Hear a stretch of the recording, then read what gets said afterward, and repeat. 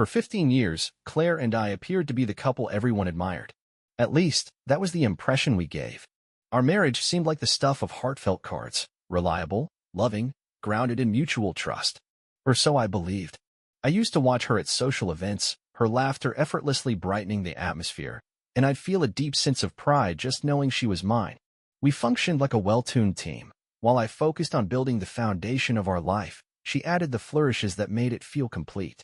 Claire had a magnetic charm, naturally drawing people in. Within moments, she could get strangers to open up, her warmth making even the most guarded souls feel at ease. I was in the business of building homes, but she built lasting connections.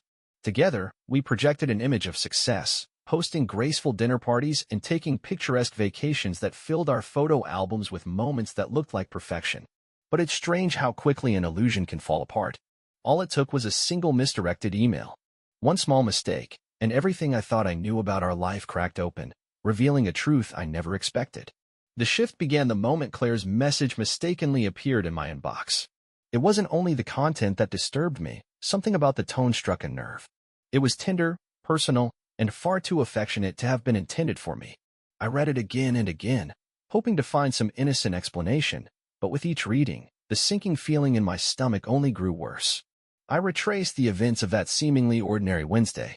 Claire had stayed late at work. I spent the day at the office. Later, we shared a quiet meal at home. There was nothing out of the ordinary, no signs that could justify what I'd read. I kept wondering, who was that message truly meant for? That night, I said nothing. I didn't have the strength to confront her. She came home smiling, her demeanor relaxed and carefree, not at all like someone hiding a secret. I wanted to dismiss it all as an innocent error, but the whisper of doubt grew louder with every passing hour. For the first time in our 15-year marriage, I felt distant, like I was sharing my life with someone I no longer fully knew. In the days that followed, my attention to Claire sharpened. Every slight shift in her behavior felt like a potential clue. She was more distracted than usual. Her phone was always nearby, and when it buzzed, her laughter turned softer, more reserved. Still, she was unusually affectionate, almost as if she were overcompensating for something she didn't want me to notice. I tried to find logical explanations. Maybe she was under stress from work. Perhaps there had been tension with a friend. But my discomfort only deepened with time. The longer I watched, the more convinced I became that something wasn't right. Unable to live in uncertainty, I turned to someone I had heard of in discreet conversations, Lila Grant, a seasoned private investigator. Telling her my suspicions felt surreal, as if I were describing events from someone else's life.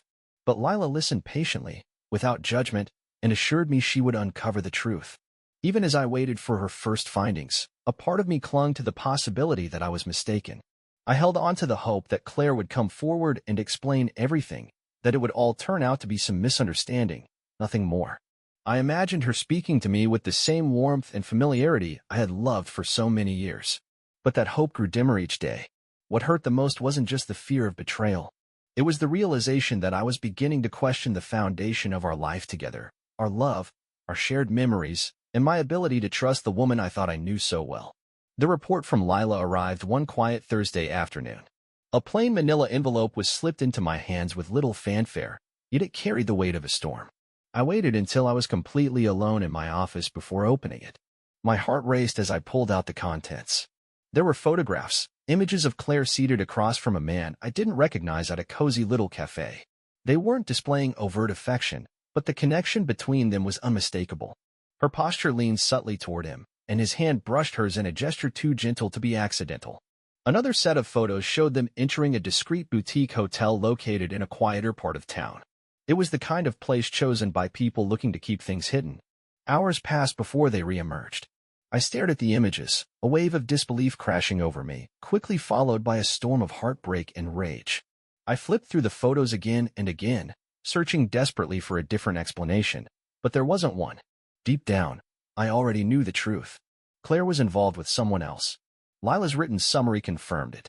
The man was Victor Hayes, a well-known businessman who frequently collaborated with Claire on elite events. It added up. Their professional paths naturally intersected, which only made the betrayal feel more personal. Victor wasn't a stranger, he was part of our shared world. He knew Claire in a work capacity and knew me as her husband. The brazenness of their affair, carried out so close to home, left me stunned and furious. Even so, I didn't react on impulse. A confrontation in that moment would only lead to more deceit, more rehearsed explanations. I understood that knowing the truth wasn't enough. I needed to be strategic. I chose to let things continue a little longer. I needed more than just confirmation. I needed leverage. I would use this time to quietly gather the rest of the evidence and carefully plan my next move. As I kept observing Claire, I started noticing the small but consistent lies woven into her everyday behavior. There were late-night phone conversations taken behind closed doors, unexpected work-related emergencies that pulled her away without warning, and mysterious weekend absences she never fully explained. Though she made an effort to hide it, her secrecy had cracks. I could now recognize each excuse for what it truly was, small tears unraveling the life we had built together. Through Lila's help, I discovered that Claire and Victor had been meeting regularly over several months. This wasn't just a short-lived lapse in judgment. Their connection had depth and routine. The boutique hotel was just one of many locations they used. They also visited secluded restaurants, attended private gatherings, and, most notably, spent time at a lake house owned by Victor, situated several hours from the city. Every new detail hit me like a punch to the chest, but with each blow, my determination only grew stronger. I started reconstructing a detailed timeline, noting their meeting days and favorite spots. Wednesdays stood out. They had become their regular escape day, a time to briefly step away from the roles they played in their everyday lives. Victor's emails to Claire, which Lila intercepted for me, were filled with cloying declarations of love and emotional promises. One read, "You're the only thing that gives my life meaning." Another suggested a weekend trip to the lake house, described as a peaceful getaway for just the two of them. Even though my anger was intensifying, I remained composed on the outside. At home, I portrayed the image of a caring husband, listening to her stories about her day, laughing at her jokes, even organizing thoughtful surprises to keep her comfortable and unaware. I needed her to feel secure, to believe that her secret remained safe. My patience eventually paid off one evening when she briefly left her phone unattended. A quick glance was all I needed. It revealed her next plan to meet Victor, lunch at a nearby cafe followed by an afternoon at their usual hotel. Armed with this knowledge, I decided it was time to take action and test the extent of my subtle influence. That morning, I tampered with Claire's car, slightly loosening a valve on one of her tires. When she realized the flat, she called me, her voice tense with anxiety. "I'm going to be late for a really important meeting," she said with frustration. Playing the concerned and supportive husband, I reassured her I'd come help. Once I arrived, I took my time replacing the tire, working carefully while Claire paced nearby, clearly anxious. I made small talk, asking about her day, mentioning the weather, while intentionally dragging out the process. By the time I finished, she had missed more than an hour of her scheduled rendezvous. Driving away, I couldn't help but smirk at the thought of Victor sitting alone, growing more irritated with each passing minute. Over the following weeks, I expanded my quiet campaign of interference. I canceled their hotel bookings, posing as Victor. I anonymously messaged Victor's wife, hinting at his infidelity. I even managed to have one of their intimate dinners interrupted by a sudden fire alarm. Each disruption added another layer of tension between them, amplifying their frustrations. I kept monitoring their emails. The tone had shifted. Victor voiced his annoyance about Claire being unreliable. Claire, in turn, expressed doubts, confessing how complicated everything had become. In one of her messages, she wrote, "Maybe this is a sign that we should just stop." But Victor, ever persuasive, urged her to give it another chance. As their bond weakened, I doubled my efforts to rekindle what Claire and I once shared. I organized romantic evenings, prepared her favorite dishes, and gently reminded her of the life we had built. At times, I could see a flicker of emotion in her eyes, a mix of remorse and tenderness. But I knew it wasn't enough. Not yet. To bring her affair to a complete halt, I needed to push both her and Victor to their limits. Their connection was fraying, but I couldn't rely solely on their rising frustrations to end it. If I wanted to break them apart completely, I had to apply more pressure, carefully and precisely. My objective went beyond just disrupting their plans. I intended to make their secret meetings so burdensome and unpleasant that they would ultimately fall apart under the strain. At the same time, I would present myself as the ideal partner, a clear contrast to the dysfunction that now defined their hidden relationship. My first move was subtle. I mailed an anonymous note to Victor's wife, Camilla. The letter didn't spell out the affair, but included enough vague hints to plant seeds of doubt. I described the cafe Victor favored, alluded to how often he went there for supposed business appointments, and briefly mentioned a boutique hotel. I signed it only as a concerned friend. The results came quickly. Through the emails I continued to intercept, I noticed Victor becoming increasingly stressed. He mentioned that Camilla had been asking probing questions and acting more suspicious than usual. "She's been unusually attentive," he wrote to Claire. "I think she's catching on." Claire responded with a calming message, telling him not to worry. "She doesn't have any real evidence," she wrote. "We're being cautious." But the pressure was clearly mounting. Their next meeting was set at the Hyatt Hotel, an upgrade from the quaint boutique spots they typically favored. I recognized the perfect chance to intervene. That morning, before their rendezvous, I contacted the hotel pretending to be Victor and canceled the booking. Then, I headed over and settled into a quiet corner of the lobby, blending in with a newspaper in hand, my eyes discreetly watching the front desk. Right on schedule, Victor and Claire walked in, their faces alight with anticipation, until the receptionist informed them that their reservation no longer existed. From where I sat, I watched Victor's patience unravel as he argued with the clerk, only to find that the hotel was entirely booked due to a conference. They had no backup plan. Claire's expression shifted from surprise to frustration, her cheeks flushed with anger as she murmured something sharply to Victor. He tried, and failed, to comfort her. Moments later, they both exited the hotel in a flurry of disappointment, their entire day derailed. That evening, Claire returned home visibly rattled. I welcomed her with a warm smile, a glass of wine, and open arms, but she brushed past me, heading straight for the bedroom without a word. Later, I overheard her voice through the closed door, speaking in hushed tones to Victor. "This is becoming too much," she said sharply. "I can't keep explaining why I'm late or not around." Victor, trying to steady her nerves, made promises that things would soon get easier, but her voice betrayed the creeping doubt that now plagued her. The following week, I took my schemes one step further. I discovered Victor had arranged a special dinner in a private room at a high-end restaurant to celebrate Claire's birthday. About an hour before the reservation, using a burner phone, I called the establishment and posed as a fire marshal, warning them about a supposed gas leak. The restaurant was evacuated just in time for Claire and Victor's arrival.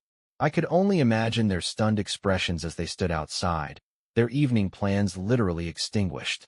That night, Claire came home looking utterly drained. "Long day?" I asked gently, setting down a steaming mug of her favorite tea. She met my eyes briefly, exhaustion weighing on her, and sighed. "You have no idea." I didn't push for more, knowing full well she wouldn't share the real reason. Instead, I concentrated on being the devoted, loving husband, the one she didn't deserve anymore. While the bond between her and Victor began to fray, I increased my efforts to win Claire back. I surprised her with thoughtful gestures, fresh flowers sent to her office, handwritten notes tucked discreetly into her bag, and even a spontaneous weekend trip to a nearby spa retreat. At first, she seemed hesitant, unsure of my sudden warmth, but gradually, she began to soften. Her smiles came easier, she lingered at the dinner table, and even initiated some romantic evenings herself. I played the role of a husband rekindling a long-lost spark, never letting on that I knew about her betrayal. To Claire, I was rediscovering our love. To me, every affectionate act was part of a precise plan to remind her of everything she risked losing. The moment that shifted everything arrived when Victor suggested a weekend at his secluded lake house. "Just the two of us," he wrote in an email. "No distractions this time." Claire's response was notably restrained. "Let me think about it." That was my signal. I reached out to her sister, Hannah, and arranged for her to visit us that exact weekend, presenting it as a thoughtful surprise for Claire. When Hannah arrived, Claire's reaction was unmistakable, caught off guard, but she quickly masked her unease. She couldn't simply vanish without explanation, not with Hannah around, and I knew she wouldn't risk concocting a story to cover her absence. Throughout the weekend, while Claire tried to keep her composure, I made sure the atmosphere remained light and cheerful, ensuring she had no chance to sneak away or reach out to Victor. On Sunday, as Hannah was preparing to leave, she embraced me warmly and whispered, "You're such a good husband." Claire's lucky. Claire heard it, and the look on her face said it all: guilt, regret, and the unmistakable weight of her choices. By the time Hannah left, The emotional toll had clearly set in. Claire had begun dodging Victor's calls and messages, her explanations becoming increasingly feeble. Their final communication was succinct and conclusive. "This isn't working anymore," Claire typed. "I can't live like this." Victor accepted it with unexpected composure. "I guess this is goodbye," he replied. "Take care." Reading their final exchange, I felt a wave of victory wash over me. The affair had ended, and Claire had returned, though she didn't realize the final chapter of my plan had only just begun. Claire's entanglement with Victor had ended, but the emotional fallout lingered heavily. She came home the evening after their final breakup looking pale and uneasy. At dinner, she barely spoke, her usual conversation replaced by an uncomfortable silence. I didn't confront her. Outwardly, I was calm and patient, though internally I was already strategizing my next move. The subtle signs of distress were unmistakable. Her guilt, the sadness of what she'd lost, and the realization of what she'd done were slowly starting to unravel her. In the days that followed, Claire's behavior shifted. She carried an odd mixture of relief and burden, as if ending the affair had lifted one weight only to place another squarely on her shoulders. More and more, I caught her lost in thought, her gaze unfocused, as though she were silently reliving moments from the past. At night, she lay beside me, unable to sleep, her restlessness speaking volumes about her inner conflict. I continued to play my part as the attentive husband with precision. "Is something bothering you, Claire?" I would ask gently, my tone laced with sincere concern. She usually responded with a nod, murmuring vague explanations about pressure at work or not feeling quite herself. I never pressed her. Her own conscience was already doing the heavy lifting. The messages between her and Victor had stopped entirely. I noticed no signs that she was attempting to rekindle their connection. But the emails she didn't send told just as much of a story. I had seen her type out replies, only to erase them before clicking send. One began with a simple apology, "I'm sorry," before she deleted it. Another started, "I miss," and then vanished, replaced by a blank screen that echoed her quiet remorse. Victor had accepted the affair's conclusion, but not without leaving lasting marks on Claire's life. With a few subtle manipulations on my part, the rumors began to seep into their shared professional circles. Some of Claire's clients, once loyal and enthusiastic, started withdrawing, giving unclear reasons that hinted at ethical concerns. The image she had carefully built over the years began to erode. At home, I increased her sense of isolation without raising suspicion. I politely declined invitations from friends, limited our social outings, and suggested that we spend more time together to reconnect. "We've been caught up in so much lately," I told her one evening. "It might be good to just focus on us." She agreed without hesitation, too drained and consumed by guilt to question my intentions. As days passed, the emotional toll on Claire became more apparent. One evening, I discovered her standing alone in the kitchen, gripping the counter as silent tears streamed down her cheeks. Stepping toward her gently, I said her name. She quickly wiped her eyes and forced a shaky smile. "I'm okay," she insisted, her voice quivering. I placed my hand on her shoulder, firm but tender. "You don't have to go through this alone," I murmured.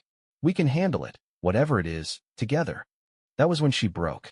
She collapsed into my arms, sobbing, her words spilling out in broken phrases. "You don't deserve this. I've done things I can't take back." I held her without a word, letting her emotions flood out. Deep inside, I felt a dark satisfaction. Her crumbling state was the result of her own decisions. I didn't need to do anything more than watch. Even as she unraveled emotionally, Claire couldn't entirely erase Victor from her life. His presence lingered like a shadow she couldn't shake off. One day while she was out, I intercepted a small package sent to her. Inside was a necklace, with a short note attached, "For the memories. V." I never mentioned it to her. Instead, I quietly discarded the gift, making sure she never saw it. Later that evening, noticing her unusual silence, I asked, "Was everything all right today?" She paused for a moment, then shook her head and replied, "No, just a regular day, nothing unusual." It was a small lie, but a telling one.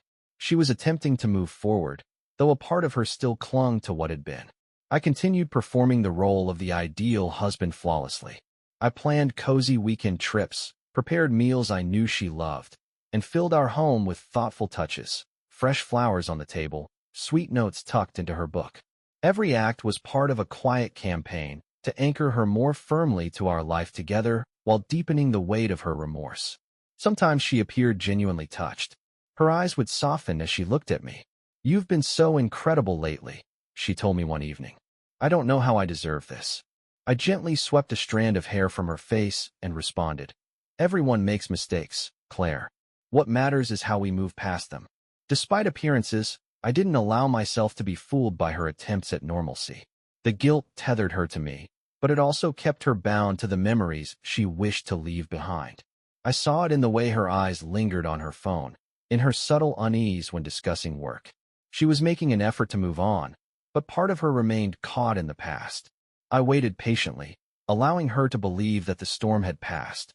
Each tear shed in solitude, each moment of silent regret. These were quiet victories. But my plan wasn't complete. The final stage was near, and when it unfolded, Claire would truly grasp the depth of her betrayal. Until then, I let her enjoy the illusion of peace, all while knowing that the reckoning I had so carefully planned was drawing near. That evening started just like any other. Claire arrived home late, claiming a meeting with a client had run long. I welcomed her warmly, already having poured her favorite wine and set it on the kitchen counter. "Rough day?" I asked, my voice calm and inviting. She gave a weary nod and accepted the glass from my hand. I had devoted the entire day to preparing everything meticulously. Every piece of evidence I had gathered, photographs, email printouts, and detective reports, was neatly compiled into a single envelope, which I placed on the dining table. Alongside it rested the divorce paperwork I had officially filed that same day. Each item inside was selected with precision, designed to dismantle any possible defense she might present. Following dinner, I gently suggested we spend some time together in the living room. She agreed, entirely unaware of the emotional storm I was keeping under control. I took the envelope with me and set it down on the coffee table as I sat in a chair directly across from her. At first, she didn't even notice it, too absorbed in retelling her day and sipping from her wine glass. Her voice filled the space with idle talk about a client's indecisiveness regarding flower arrangements. When she finally stopped speaking, I leaned forward, locking eyes with her. "Claire," I began, keeping my tone calm but firm, "we need to talk." I saw a slight shift in her expression, a shadow of doubt beginning to creep in. "What's going on?" she asked, placing her glass on the table. Without a word, I slid the envelope toward her. "This," I said simply. She hesitated, her fingers hovering just above the envelope as if she could already sense the weight of the truth it held. Finally, she opened it. Her hands trembled as she pulled out the photographs, images of her with Victor at a cafe, at a hotel, and finally, at the lake house. As she flipped through them, the color drained from her face. Each picture struck a blow against the carefully constructed illusion she had clung to. I don't understand," she murmured, her voice quivering. I remained silent, allowing the photos to speak the truth louder than any words could. Then came the printed emails, each one highlighted to reveal the secret meetings and intimate exchanges. Her hands shook as she read through them, and her breathing became shallow. But it was the final document, the divorce application, that completely unraveled her composure. With tears now streaming down her cheeks, she began to speak. "Ethan, please. I can explain." I cut her off, my tone now firm and unwavering. "There's no need to explain, Claire. I already know everything." Panic flooded her expression as she stared at me. "But we've been doing better. I thought we were getting past all this. I ended things with Victor. I chose you, Ethan. Doesn't that count for something?" I leaned back in my chair, folding my arms. "You didn't choose me, Claire. You chose what was easiest for you. You chose to protect your image and keep your comfort intact. But the real decision happened the moment you betrayed me." Her sobs grew louder. She clutched the envelope to her chest, as if it might somehow shelter her from the consequences. I waited until she caught her breath before I spoke again. "There's more," I said, pulling out another document. It was a letter addressed to Victor's wife, Camilla. "I've already sent her this letter, along with all the evidence. She deserves to know the truth, just like I did." Claire's mouth opened in horror, but no words escaped. "And since you think this was only between the two of us," I continued, my voice steady and composed, "I've also written to your sister, explaining why I can no longer be part of this marriage. She deserves to understand why her brother-in-law is stepping away. At that, Claire collapsed onto the couch, her cries now erupting into full wails. "You've been so kind these past few weeks," she sobbed. "I truly believed you still loved me. I thought we had a real chance to make it work." I rose to my feet, standing tall above her, and my voice sliced through the room. "That's exactly why I did it, Claire. I wanted you to experience what I did, to believe everything was fine, only to watch it all fall apart. You stole my trust, my peace, my love. Now, I'm reclaiming my dignity." She reached out to me, her hands shaking and her voice raw with desperation. "Please, Ethan. I'll do anything. Just don't leave me." I stepped away from her grasp and slowly shook my head. It's far too late for that now. No one humiliates me without consequence. Then I placed a copy of the Cask of Amontillado on the table.